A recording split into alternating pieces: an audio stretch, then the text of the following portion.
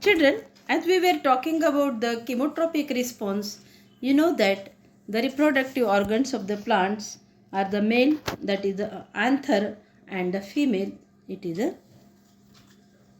ovary. Okay, gynoecium and rhoecium. So that male part, it is having the pollen grains, filament, while the female plants have ovary, style, and the stigma. So these pollen grains, when they fall on the stigma, what happens? Through the stigma, the pollen grains produce the tube that is called as a pollen tube, and that pollen tube pass the sperm's male gamete to the ovule. So what is that?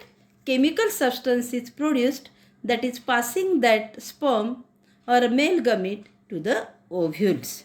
Okay. So such a response, it is called as chemotropic response. Chemicals which are produced inside the plant part, they are helping to form the zygote, and that is called as a chemotropic response. Okay. Then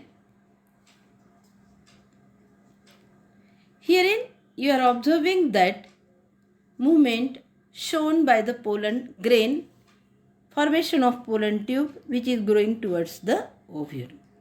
Next is phototropic response. Photo means light. You must be knowing that whenever you are keeping any plant in the window, the shoot part or the stem leaf part of the plant moves towards the sun. Okay, that is called as the phototropic response. Then geotropic or hydrotropic response. You know that roots of the plants grow towards the soil. Okay, geo means soil, earth. That is called as a geotropic response. It is also called as a gravitropic response. It is also called as the hydrotropic response. Root systems of the plant responds to the water as it is going inside the soil. So that if it is responding to the water, it is also called as hydrotropic movement. What it is called as?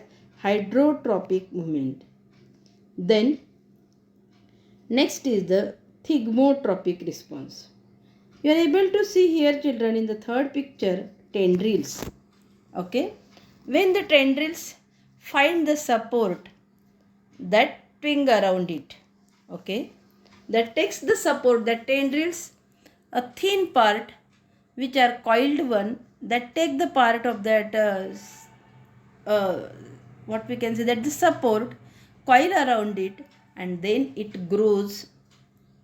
Okay, so such a response, it is called as thigmotropic response. Response to the touch. When it is finding any support, it is moving towards it, clinging towards it, and then the plants grow. So all these movements, children, that we had studied are all related with the growth, and that's why they are called as a growth relevant movements. So herein, in all these movements, as the roots are growing towards the soil, or the stem or shoot part is moving towards the sun, or chemicals are making the chemicals are making the pollen grains to move towards the ovule. All these movements, they are said to be the growth relevant movements, and therein some chemical substances are produced that are called as hormones. These hormones are produced in the plant which are helping for this movement. These hormones are auxins, gibberellins, cytokinin, and the abscisic acid. Okay, so these are these things. So only keep the name of these hormones in mind: auxin, gibberellin, cytokinin, and the abscisic acid. Okay, so this is all about the movements, relevant movement in the plant. Along with that, plants also show some more movements. You know that touch me not plant, if you are touching to the leaves of a touch-me-not plant, what happens? These leaves collapse. Though we are touching to one part of the leaf, that response is given to some other leaves also, and the nearby surrounding leaves, they also get closed. So that is the response given by the mimosa plant. This is called as a mimosa plant, or it is called as a touch-me-not plant. Herein, from this we can say that touch-me-not plant must have been relayed within the plant from one place to another. So such a response, it is called as a electrochemical impulses. Okay. Such a response is called as the electrochemical impulses, which transfer the information from one part to the another part. Okay. So how that response is given? They are passing the water content. Means something should be passed to the cell, no? So therein the water content go on decreasing, and thus they becomes the smaller one. Okay. In this way they give the response. Second important example is the Venus flytrap or the Drosera plant also. Drosera plant is different. Venus flytrap is also one of the insectivorous plants. So therein what happens? Therein the fibers are present on the leaves of the Drosera plant, and these bend as soon as the insect lands on the leaves. Okay. So in Venus flytrap, see here you are able to see how the fibers are produced as soon as in two parts of the leaf. Leaf is divided into two parts which have fibers in both the parts. So as soon as the insect enter therein, some sticky substance is present inside it, because of which the insect get attracted, and as soon as the insect enters, what happens? These fibers come near to each other, and thus insect get trapped, and then it is used for as their food. Okay. In Venus flytrap, you are observing that there is a trap that appears and smell like flowers and deceives insects. When an insects visit the flower, at that time they get trapped. Okay.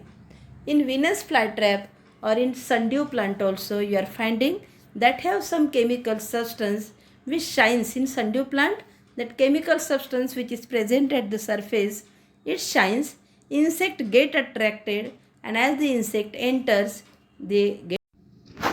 Children, next is the lotus. In lotus plant, you know that the lotus, when it is in the bud form, and what happens when that bud opens and converts into the flower?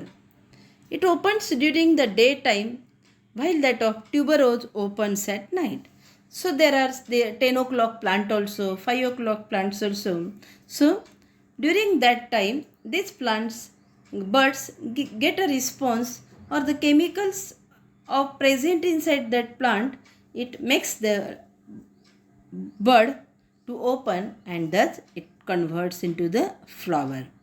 In balsam plant, that ripened fruit, it also dehisces at a certain time, that is a bursting open at a particular right time to disperse the seeds. So in this way, the chemical substances which are present therein inside it, they make them to open.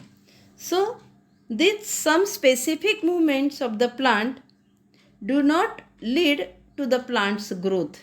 Herein, these whatever the movements we had seen here in touch-me-not plant, Venus flytrap, lotus, balsam, you had observed that these movements are not related to the growth, and hence they are called as a growth irrelevant movement.